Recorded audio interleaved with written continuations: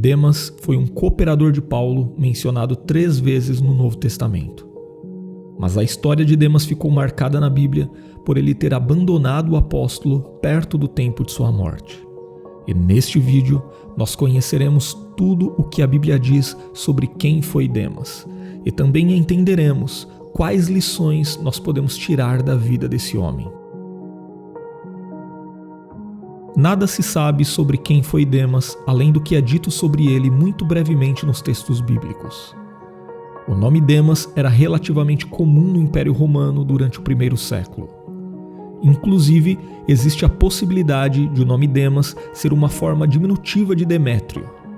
E até já houve alguma tentativa de identificar Demas com o Demétrio citado pelo apóstolo João lá em sua 3ª epístola. Mas a verdade é que não há qualquer base para isso.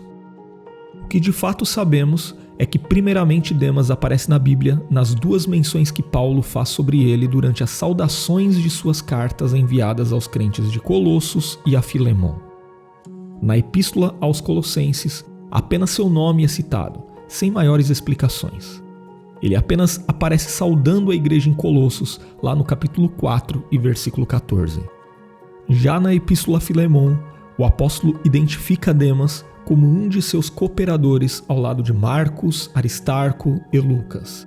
E a palavra empregada por Paulo para se referir a Demas e traduzida como cooperador em nossas traduções em português, significa exatamente um companheiro de trabalho. Isso quer dizer que Demas era um dos colaboradores de Paulo no ministério do Evangelho. Mas Demas também era o típico exemplo de alguém que começa bem e termina mal.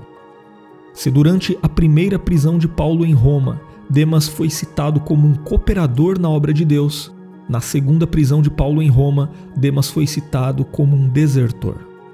Sobre ele, em sua segunda carta a Timóteo, capítulo 4, versículo 10, o apóstolo escreve: "Porque Demas me desamparou, amando o presente século, e foi para Tessalônica."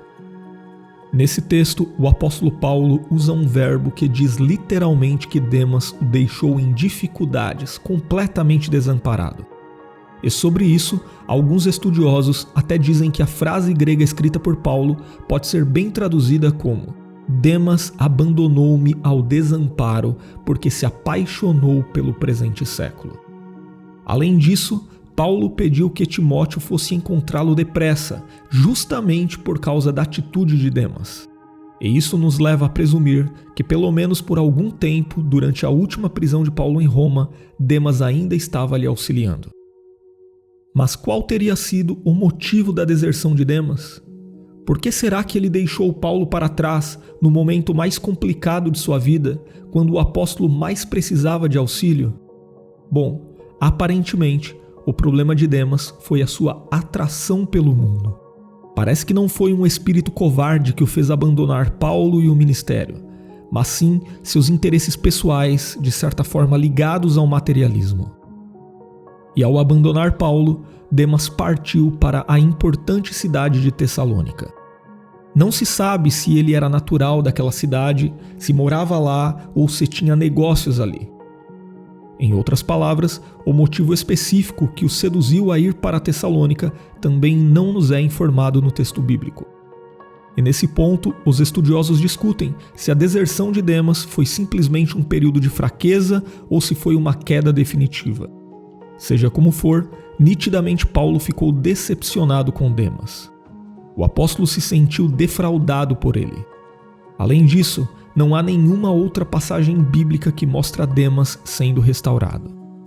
E também é notável que em sua segunda carta a Timóteo, capítulo 4, versículo 8, antes de falar sobre Demas, Paulo fala sobre a bem-aventurança dos crentes que amam a vinda do Senhor. E na sequência, ele já apresenta Demas como um amante do presente século. Seria isto um contraste intencional?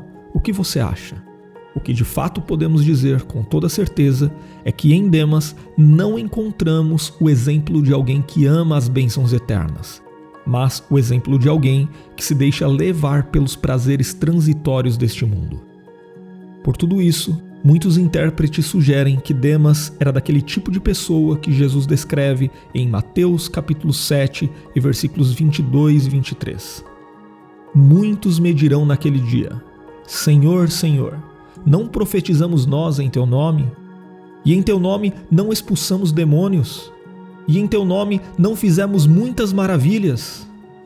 E então lhes direi abertamente: nunca vos conheci. Apartai-vos de mim, vós que praticais a iniquidade. E se você gostou de conhecer a história de Demas, se de alguma forma este vídeo serviu para a sua edificação, compartilhe ele com mais alguém para que outras pessoas também conheçam a palavra do Senhor, e deixe também o seu comentário nos contando quais lições você consegue tirar do mau exemplo de Demas.